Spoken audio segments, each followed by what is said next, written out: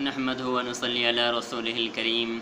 اما بعد فاعوذ بالله من الشيطان الرجيم بسم الله الرحمن الرحيم الذين يأكلون الربا لا يقومون إلا كما يقوم الذي يتخبطه الشيطان من المس صدق اللہ مولانا العظیم۔ میرے بھائیوں، جنات کے حوالے سے ہمارا سلسلہ رواں دواں تھا کہ جنات اور انسانوں کا آپس میں کس قدر تعلقات قائم رہ سکتے ہیں۔ اس حوالے سے آج کا جو ہمارا عنوان ہے وہ اس بات کا ہے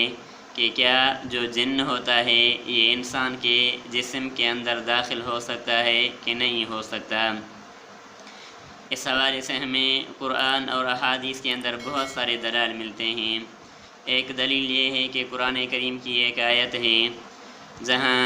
تیسرا پارہ ہے، تیسرے پارے کے اندر اللہ تعالیٰ جل جلالہ فرماتے ہیں کہ الذین یأکلون الربا لا یقومون الا کما یقوم الذی یتخبطہ الشیطان من المس۔ تو اس آیت کے اندر اللہ تعالیٰ جل جلالہ جو سود خور لوگ ہیں ان کے متعلق ذکر فرماتے ہیں کہ سود خور لوگوں کو قیامت کے دن اللہ پاک اس حال میں اٹھائیں گے جیسے جن کا چھویا ہوا انسان ہو، یعنی جس طرح سے دنیا کے اندر کسی انسان کے اوپر جن غالب آ جاتا ہے اور اس کی وجہ سے انسان کو بے حال بنا دیتا ہے، مجنون اور پاگل سا بنا دیتا ہے، تو اسی طرح سے اللہ تعالیٰ قیامت کے دن سود خوروں کو اٹھائیں گے۔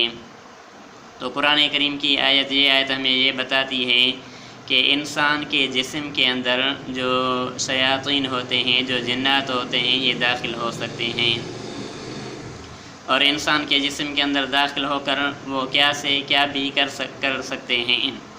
اس حوالے سے ہمیں تشریح ملتی ہے۔ حضرت امام احمد بن حنبل رحمۃ اللہ علیہ، ان سے جب ان کے بیٹے حضرت عبداللہ نے پوچھا کہ ابا جان، کیا جو آصف زدہ لوگ ہوتے ہیں تو کیا واقعی ان کے جسم کے اندر جن داخل ہوتا ہے اور انسان کو بیمار بنا لیتا ہے؟ تو حضرت امام احمد بن حنبل رحمۃ اللہ علیہ فرمایا کہ یہ بالکل ممکن بات ہے کہ جن جو ہے یہ انسان کے جسم میں اندر داخل بھی ہو سکتا ہے اور اسے بیمار بھی کر سکتا ہے۔ اور جو لوگ ان باتوں کو نہیں مانتے فرمانے لگے کہ وہ جھوٹے ہیں جو اس بات کے ماننے پر انکار کرتے ہیں۔ لہذا اس کو زیادہ وضاحت علامہ ابن تیمیہ رحمۃ اللہ نے اس کو اور بھی وضاحت کے ساتھ بیان فرمایا۔ انہوں نے فرمایا کہ جو لوگ کسی انسان کے اوپر جنات کا آنا جانا یا جنات کی مداخلت کو نہیں مانتے، وہ شریعت مطہرہ پر الزام لاحق کرتے ہیں اور وہ خود جھوٹے ہیں۔ اور ائمہ مسلمین میں سے نہ امام ابو حنیفہ، نہ امام شافعی، نہ امام مالک، نہ امام احمد بن حنبل رحمۃ اللہ علیہم، ان میں سے کوئی ایک بھی اس بات کا انکار نہیں کرتا کہ جنات انسان کے جسم میں داخل نہیں ہو سکتے۔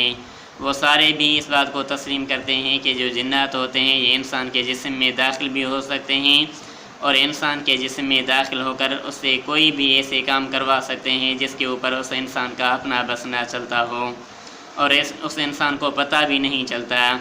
علامہ ابن تیمیہ رحمۃ اللہ نے لکھا ہے کہ جو جنات انسان کے جسم میں داخل ہو جاتے ہیں اس سے ایسی حرکتیں کرواتے ہیں جس کا اس انسان کو کوئی بھی پتہ نہیں ہوتا کہ میں نے کیا کیا ہے کیا نہیں کیا۔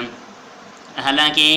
لوگ دیکھ رہے ہوتے ہیں کہ وہ سارے کام کرنے والا وہ انسان ہی ہوتا ہے،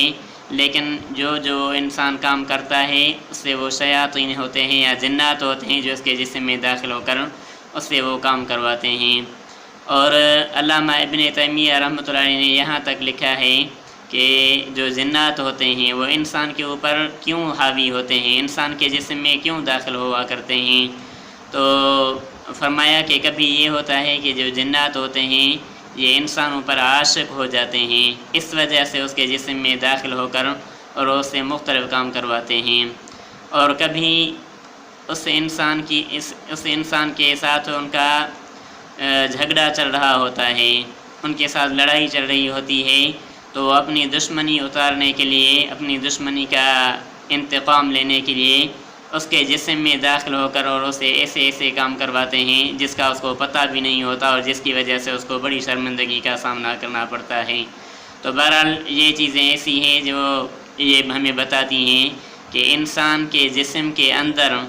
جنات کا داخل ہونا، انسان کے جسم میں جنات داخل ہو کر انسان سے مختلف کام کروائیں، اس کا ہمیں قرآن اور حدیث سے ثبوت مل گیا۔